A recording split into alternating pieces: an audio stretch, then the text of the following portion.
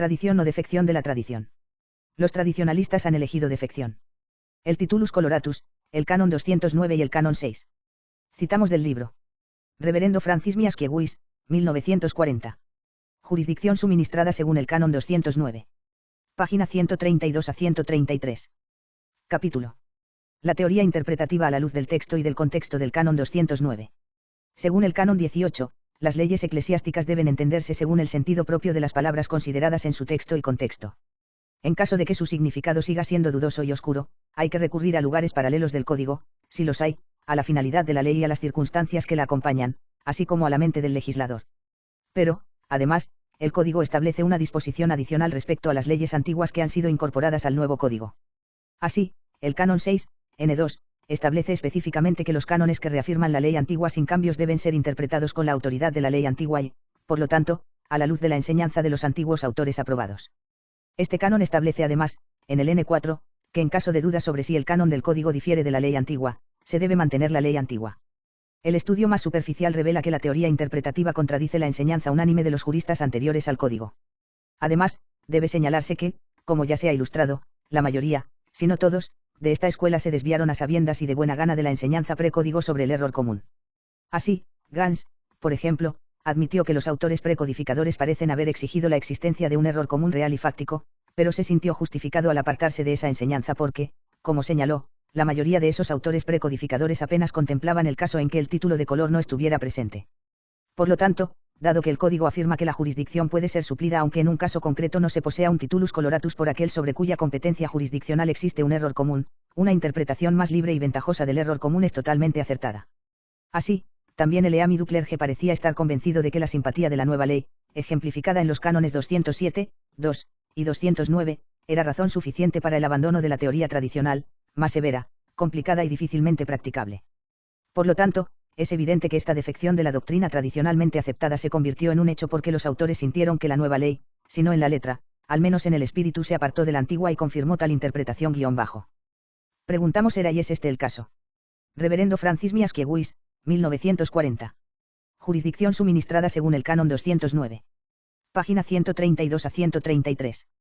http://archive.org/details/supply-bajo-jurisdiction-pi/n145-mood/2 ap. Fin de la cita. Citamos y enfatizamos. Reverendo Francis Miaskiewicz. El estudio más superficial revela que la teoría interpretativa contradice la enseñanza unánime de los juristas anteriores al código. Revela que la teoría interpretativa contradice la enseñanza unánime de los juristas anteriores al código. Contradice la enseñanza unánime de los juristas anteriores al código. Contradice la enseñanza unánime. La mayoría, si no todos, de esta escuela se desviaron a sabiendas y de buena gana de la enseñanza precódigo sobre el error común. Se desviaron a sabiendas y de buena gana de la enseñanza precódigo. Se desviaron a sabiendas. A sabiendas. Por lo tanto, es evidente que esta defección de la doctrina tradicionalmente aceptada. Esta defección de la doctrina tradicionalmente aceptada. Defección de la doctrina tradicionalmente aceptada. Preguntamos ¿era y es este el caso? Fin de la cita enfatizada. Ahora citamos al tucista Pivarunas y cómo se escuda en esta escuela y estudio superficial, que hace defección de la doctrina tradicional, que contradice la enseñanza unánime de los juristas anteriores al código. Citamos de la web del tucista Pivarunas. En el antiguo derecho canónico, la gran mayoría de canonistas y moralistas no admitía que el error común por sí solo fuera suficiente para hacer válido el ejercicio de la jurisdicción, exigieron además el titulus coloratus, es decir, algún acto del superior que ordinariamente sea suficiente para conferir jurisdicción, pero que por algún impedimento secreto quedó invalidado. Ese color del título ya no se requiere, y en caso de error común, no importa cómo se crea, la Iglesia suministra la jurisdicción en beneficio del pueblo. Comentario práctico. Sobre el Código de Derecho Canónico por el Rev. Stanislaus Voivod de noviembre de 1957, revisado Calistas Smith, OFM 1903 a 1974. Fin de la cita de la web del tucista Pivarunas. Como vemos, el tucista Pivarunas se escuda en esta escuela y en su estudio superficial, que hace defección de la doctrina tradicional, que contradice la enseñanza unánime de los juristas anteriores al código, obviando el canon 6 como nos dice el reverendo Francis Miaskiewicz, para justificar de aquella manera su consagración, ilícita, nula, inválida, sin efecto y gravemente sacrilega, obviando no solo esto, sino haciendo una interpretación sui generis del canon 209. Citamos el canon 6. En la mayoría de los puntos, el código mantiene la disciplina preexistente, sin prohibir los cambios que se consideren oportunos. Por esta razón. Punto 1. Se derogan todas las leyes, universales o particulares, que se opongan a las disposiciones del Código, con excepciones formales a favor de ciertas leyes particulares. Punto 2. Los cánones que reproducen íntegramente las disposiciones de la ley antigua deben entenderse según el espíritu de esa ley antigua y la interpretación que le han dado los autores cualificados. Punto 3. Los cánones que solo concuerdan en algunas de sus disposiciones con la ley antigua deben entenderse, en cuanto a esas disposiciones, según el espíritu de la ley antigua, en cuanto a las que se apartan de ella, según su sentido propio. Punto 4. Si es dudoso que una disposición del Código esté en desacuerdo con la ley anterior, debe seguirse esta última. Punto 5. En cuanto a las penas, todas las que no se mencionan en el Código, ya sean espirituales o temporales, medicinales o vindicativas, latae oferendae sententiae, deben considerarse derogadas. Punto 6. Las disposiciones de otras leyes disciplinarias vigentes en el momento de la promulgación del Código, que no están incluidas en el Código ni explícita ni implícitamente, han perdido todo su valor. Se exceptúan las que se encuentran en los libros litúrgicos aprobados o que provienen de la ley divina, ya sea positiva o natural. Fin de la cita. Volvemos a citar. Punto 2. Los cánones que reproducen íntegramente las disposiciones de la ley antigua deben entenderse según el espíritu de esa ley antigua y la interpretación que le han dado los autores cualificados. Punto 3. Los cánones que solo concuerdan en algunas de sus disposiciones con la ley antigua deben entenderse, en cuanto a esas disposiciones, según el espíritu de la ley antigua, en cuanto a las que se apartan de ella, según su sentido propio. Punto 4. Si es dudoso que una disposición del Código esté en desacuerdo con la ley anterior, debe seguirse esta última. Repetimos. Punto 4. Si es dudoso que una disposición del Código esté en desacuerdo con la ley anterior, debe seguirse esta última. Fin de la cita.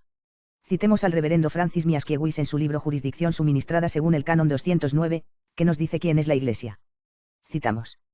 Cuando se dice que la Iglesia, o más específicamente el Romano Pontífice, proporciona jurisdicción en cualquier caso, sea en error común o en duda, se comprende fácilmente que el Papa actúa en virtud de la plenitud del poder jurisdiccional que Cristo confió a su persona.